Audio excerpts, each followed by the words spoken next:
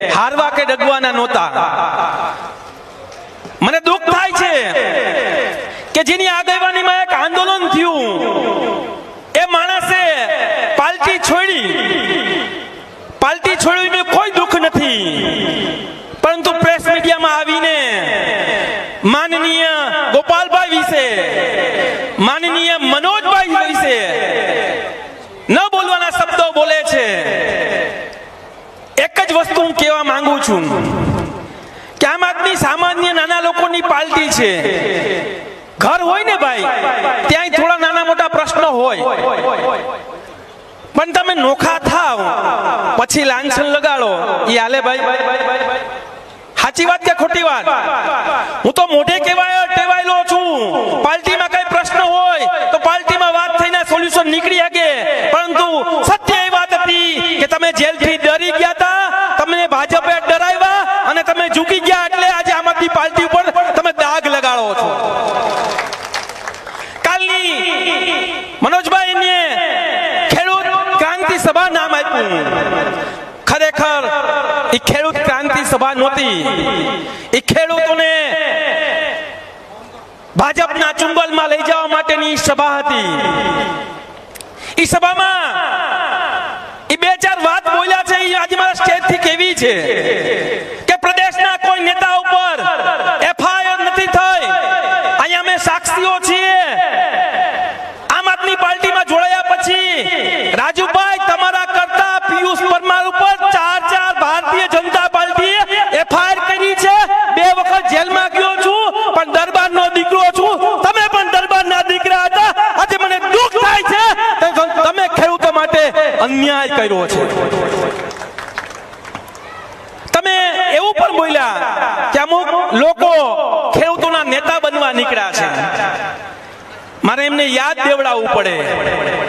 તમે તો 8 વર્ષ થયા માત્ર ખેડૂતોની લડાઈ લડો છો એવું તમે કહો છો. આ પ્રવીણ રામ 2011 થી ઇકોઝોન માટે, ખેડૂતો માટે લડે છે. એને ખેડૂતના નેતાની પદવી લેવાની જરૂર નથી. એને કેટલા આંદોલન કર્યા છે એ સમગ્ર ગુજરાતની જનતાને ખબર છે. વિશેષ કઈ વાત કરતા મારી આપ સર્વને વિનંતી છે કે આ લડાઈ સંઘર્ષની છે, આ લડાઈ ક્રાંતિની છે. આવું ભ્રષ્ટ ભાજપ ડરાવવા અને ચૂકવવાના બહુ પ્રયત્ન કરશે, પણ નમ્ર વિનંતી છે કે આ ક્રાંતિની લડાઈમાં સર્વ લોકો, સામાન્ય અને નાના લોકોની પાર્ટી એટલે કે આપણા સૌની પાર્ટી આમ આદમી પાર્ટીને સાથ સહકાર આપો, એટલી જ વાત કહીને વાત પૂરું કરું છું. જય જવાન, જય જવાન. આભાર. खूब खूब धन्यवाद पीयूष भाई. दरिया तेरी खैर नहीं, बूंदों ने बगावत कर ली है, नादान ना समझने लहरों ने बगावत कर ली है, और हम परवाने हैं मौत समा, मरने का किसको खौफ यहाँ, रे तलवार तुझे झुकना होगा, गर्दन ने बगावत कर ली है. बगावत એટલે ક્રાંતિની શરૂઆત. જાજો સમય ન લેતા આજ ગામના અગ્રણી એવા રાણાભાઈ રામને આમંત્રણ આપું કે તેઓ આવે અને આજના સભામાં પોતાનું સંબોધન પ્રસ્તુત કરે. રાણાભાઈ રામ. અને મંચ ઉપર હું વેરાવળ તાલુકાના તાલુકા પ્રમુખ રામભાઈ બામણિયા, પ્રભારી જગદીશભાઈ યાદવ ને આમંત્રણ આપું કે તેઓ સ્ટેજ ઉપર પોતાનું સ્થાન ગ્રહણ કરે. દેવસીભાઈ નાગેરાને મારું આમંત્રણ છે કે તેઓ આવે અને મંચ ઉપર પોતાનું સ્થાન ગ્રહણ કરે. દેવસીભાઈ નાગેરા. ભારત માતા કી જય જવાન, જય જવાન.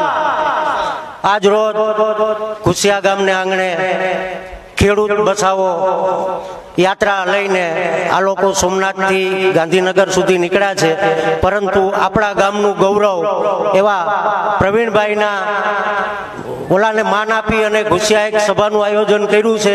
પ્રવીણભાઈનું ગામ તો છે જ, એ બદલ આપણે ખરેખર ગર્વ છે, પણ મને તો એ પણ ગર્વ છે કે પ્રવીણભાઈ મારા પરિવારમાંથી છે અને આવો સંઘર્ષ કરતા રહે એવા અમે એને આશીર્વાદ આપીએ છીએ.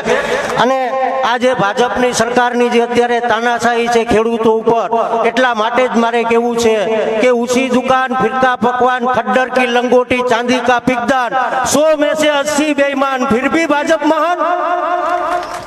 गिरो गिरो तो उस झरने की तरह गिरो जो पर्वत की ऊंचाई से गिर के भी अपनी सुंदरता खोने नहीं देता. અને કહેવત છે સાલા એક મચ્છર આદમી को ઈજડા બના દેતા है. આમાં એક એક ક્યાંક નડે છે ને એ બધાને ઈજડા કરે છે. પણ વધારે ટાઈમ નથી લેવો, કારણ કે હજી ઘણા બધા લોકોને સાંભળવાના બાકી છે. પણ એટલું જરૂર કહું છું કે હું ભાજપને નથી માનતો, આપને નથી માનતો, કોંગ્રેસને નથી માનતો. હું આજે અહીં આવ્યો છું તો ખેડૂના દીકરા તરીકે આવ્યો છું, ને ખેડૂના દીકરા માટે મારે પક્ષ ન હોય, હું ખેડૂનો દીકરો છું, ને ખેડૂ માટે ગમે ત્યારે લડવા તૈયાર છું. એટલું કહીને મારું વક્તવ્ય પૂરું કરું છું. ખૂબ ખૂબ આભાર. જાજો સમય ન લેતા હું જિલ્લા મહામંત્રી બેન શ્રી સેજલબેન ખૂટને આમંત્રણ આપું કે તેઓ આવે પોતાના વાત અને વિચાર રજૂ કરે. બેન શ્રી સેજલબેન.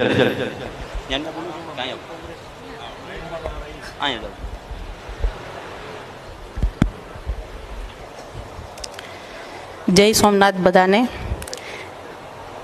જય જવાન. જોરથી અવાજ બોલજો, કારણ કે ખેડૂતોના નામે ચરવાવાળા ઘણા નીકળી પડ્યા છે આજકાલ.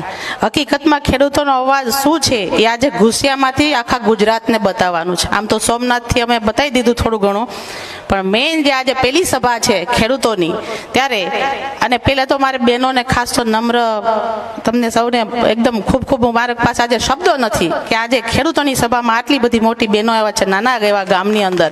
ખૂબ ખૂબ નમન આપ સૌને, કારણ કે માતાઓ બહેનો જ્યારે આવી સભાઓમાં જતા થશે ને ત્યારે ક્રાંતિ થશે, ત્યારે પરિવર્તન આવશે. આજની જે આ સભા છે કિસાન બચાવો પરિવર્તન માટે, તો આ સભા છે એ એવી સક્સેસફુલ જાય એના માટે આજે એટલા બધા બા આગળ બેઠા છે. આપ સૌના આશીર્વાદ રહે અને આખા ગુજરાતની અંદર ખેડૂત જે છે એ અત્યારે તમે જુઓ ઘણા સમયથી ખેડૂતો જ સૌથી વધારે જો કોઈ પરેશાન હોય ને તો ખેડૂત છે. તો આપના આશીર્વાદથી ખૂબ આગળ આ સભા છે એ સક્સેસ જાય અને ખેડૂતો માટે અમે લોકો કામ કરી શકીએ એવા આશીર્વાદ આપો.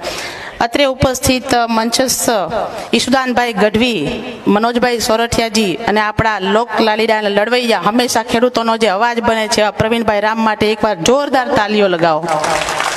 આપણા માટે આમ આદમી પાર્ટી જે છે કોઈ પાર્ટી નથી, એક વિચાર છે. અને આપણે સૌ, અમે તો પહેલેથી જ એમનામાંથી જે માર્ગદર્શન લઈને ખૂબ ખૂબ આગળ આવ્યો, કારણ કે અમારો આ રાજકારણનો કોઈ વિષય નહોતો. હું પણ એક ખેડૂત પુત્રી છું અને શિક્ષણ સાથે જોડાયેલા હતા. અને જ્યારે ઈશુદાનભાઈના અને મનોજભાઈ સોરઠિયા છે, ગોપાલભાઈ ઇટાલિયા છે, આવા લોકોના જ્યારે વિચારો અને પ્રવીણભાઈ રામ જેવા સાથે આજે ગીર સોમનાથની અંદર અમે સાથે બધા કામ કરીએ છીએ, ત્યારે ખબર પડી કે આપણા સોમનાથ જિલ્લાની અંદર કેટલી બધી જરૂર છે પરિવર્તનની. આજે જ્યારે ખેડૂતોના નેતા થવા લોકો નીકળે છે તો ક્યારેક એવો વિચાર આવે કે અત્યાર સુધી ક્યાં સૂઈ ગયા હતા.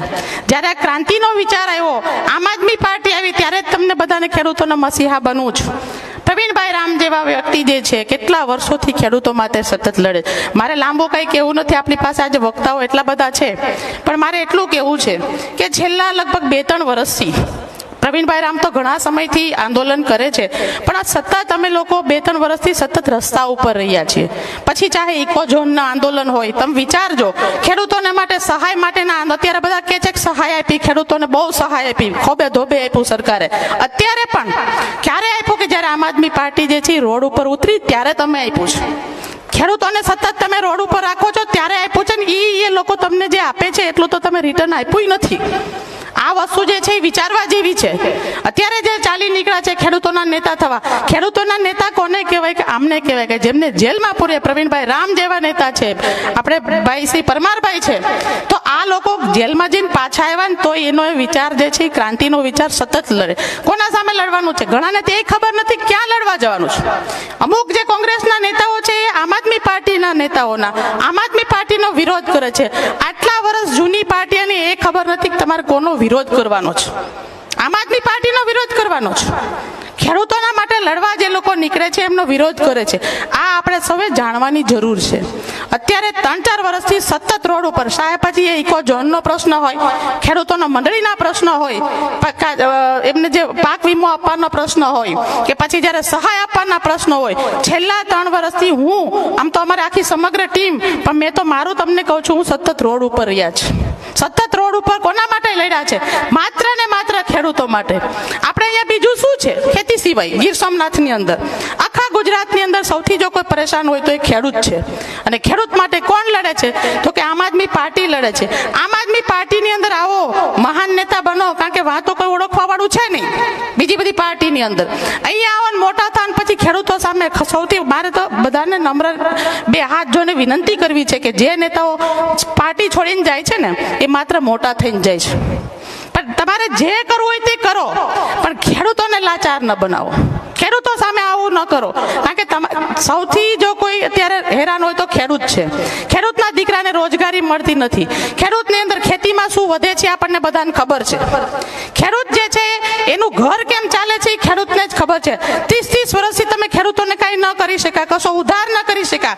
જ્યારે આમ આદમી પાર્ટી અહીંયા આવી ગુજરાતની અંદર, ત્યારે તમને હવે ખેડૂતોના વિચારો આવે છે કે ખેડૂતોને આ દેશું તે.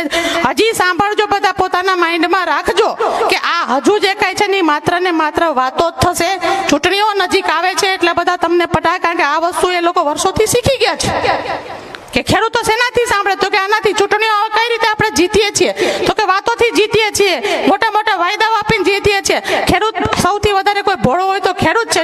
જેવી ચૂંટણીઓ જશે બધું ભૂલી જશે, પાછું હતું એનું એ થઈ જશે. તો લડવા માટે બધા ક્યાં આવે? તો કે ખેડૂતો પાસે આવે. પણ વિચારજો કે આમ આદમી પાર્ટી એક જ એવી પાર્ટી છે કે ક્રાંતિનો વિચાર છે, સતત ખેડૂતો માટે લડતો એક પાર્ટી છે. અને ખેડૂતોના અવાજ જે કોઈ બનતો હોય ને તે આમ આદમી પાર્ટીના લીડરો જ બને છે. બાકી બધા અંદર સેટિંગ વાળા છે. આમાંથી વિચારજો, બધા જોવો છો અત્યારે સોશિયલ મીડિયાનો જમાનો છે. સાચું શું છે એ સમજજો. આપણી પાસે આજે ટાઈમ ઓછો છે, લીડર ઘણા બધા છે, આપણે એમને સાંભળવાના છે. પણ માઇન્ડમાં અહીંયાથી સભામાંથી જઈને એક વસ્તુ યાદ રાખજો કે ક્રાંતિના વિચાર અને ખેડૂતો માટે લડનારા કોણ છે એને સમજજો અને એમને આવનારા સમયની અંદર સપોર્ટ કરજો. તો ને તો જ કોઈ તમારો અવાજ બનશે ભવિષ્યની અંદર. નહીં તો લોકો જે સાચા લોકો છે ને આમાં પછી આગળ ન તમારા ઉપર વિશ્વાસ કરે. તો આ વસ્તુ છે એ મગજમાં રાખી અને બધાને સપોર્ટ કરજો. બસ આટલું જ મારે કહેવું છે. જય જવાન, જય કિસાન, જય જય ગરવી ગુજરાત. આભાર. ખૂબ ખૂબ આભાર બેન.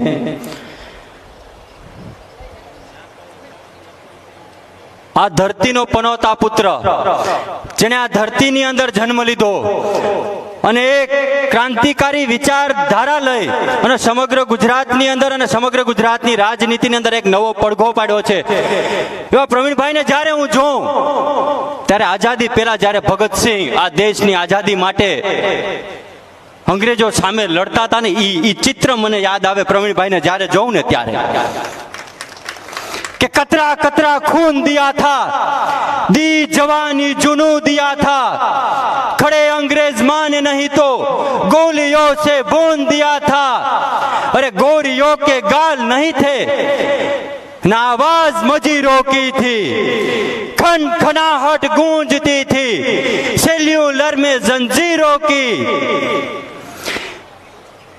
राजनीति से मिली नहीं ना खरीदी पैसों से, अरे सौदा लहू के मोल हुआ था भगत सिंह जैसों से, अम्माओं ने गोली खाई थी बेटे लटके फंदों पर, अरे आजादी की डोली उठी थी कुर्बानी के कंधों पर. એવી કુરબાનીની જ્યારે વાતો કરતા હોય ત્યારે મને પ્રવીણભાઈ રામ યાદ આવે કે ઇકોઝોનની બાબત હોય, વિદ્યાર્થીઓ માટે લડવાની વાત હોય. પ્રવીણભાઈ જ્યારે જેલમાંથી છૂટીને આવ્યા ને ત્યારે મેં એની મુલાકાત લીધી. ત્યારે એના મોટા ભાઈ અમારી સાથે બેઠા અને અમે વાતોચીતો કરતા હતા કે ભાઈ પરિવારને કેટલું ભારી લાગ્યું. ત્યારે પ્રવીણભાઈ થી એમના મોટા ભાઈએ વાત કરી કે જરાય ભારી નથી લાગ્યું. એટલે મને આશ્ચર્ય થયો કે ભાઈ કેમ? તો કે પ્રવીણભાઈ જેલમાં ગયા ને 15 દિવસની અંદર